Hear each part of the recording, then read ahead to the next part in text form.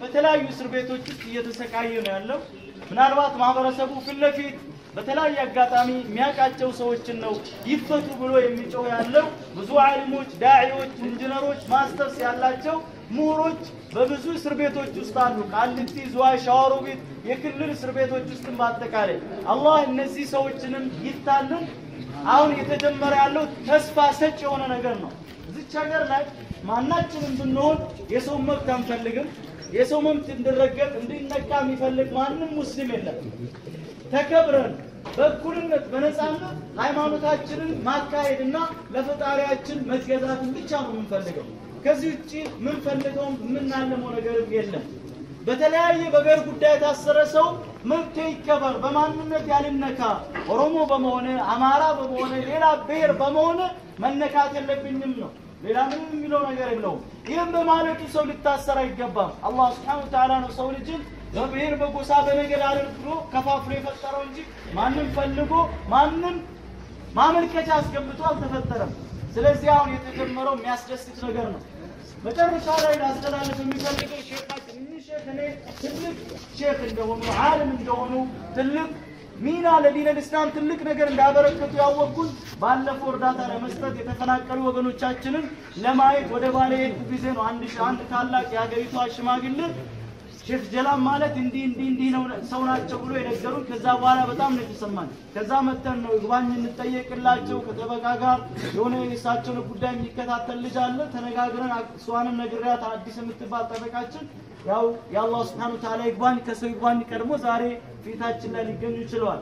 በስተመጨረሻ አላሁ አክበር እኛ እንደ ሙስሊም ዓሊሞቻችን ለኛ የፀሐይ ብርሃን ናቸው። እቺ ፀሐይ ብርሃን ጥቅም የላትም ለኛ ዑለሞች ከሌለ ምን መታበራልንም ጨረቃ ምንም አያበራልንም። ጨለማ ውስጥ ነው የምንዳከረው በዚህ በዱንያ ብድርም በአኺራ ዓለምም ማለት ነው። ዑለሞቻችን ልናከብራቸው ይገባል። ዑለሞቻችን አይናችንን ሞልተን ልናያቸው አይገባም። ዑለማ የማያከብር ትውልድ ድል አያገኝም። በዱንያም ነጃህ የለው በአኺራም ፈላህ የለው። ዑለሞቻችን እኛ ትንሽ ኪታብ ስለቀራን ፍለፊት ወጥተን እንጣጥ ብለን እንደው ቃላትን አሰማምረን ስለምንናገር ዓለም ልንመስልም ነፍስያችንን ልታስመስለን አይገባም። ከኛ ትክክለኛ ነገር የዑለሞች ስህተት ይሻለናል። ይታረማል። ስታረምም በዕልም ነው የምታረመው። እኛ ልክ ነው ብለን የምንሄድበት ነገር ለማረምም ምናልባት ስህተት ሆኖ ለማረምም በጣም አዳጋች ነው የሚሆነው ማለት ነው። እኛ ዑለሞቻችን ካላከበርን ጠላት መጥቶ ሊያከብርልን አንፈልግ የማይሆን የሆነ ነገር ስለሆነ ማለት ነው።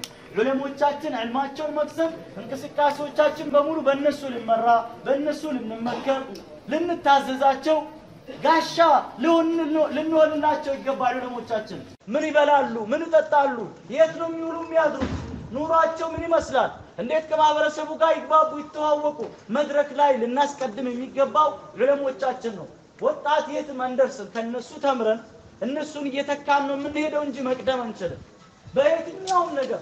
በዚህኛ በሙስሊም እንቅስቃሴ ላለፉት 5-6 አመታት እኔ በጣም ውጤታማ ሆነ ብለን በየማስበው ከዑለሞቻችን ጋር እየቀራን እየተናበበን እየተመከርን በመራመዳችን ነው።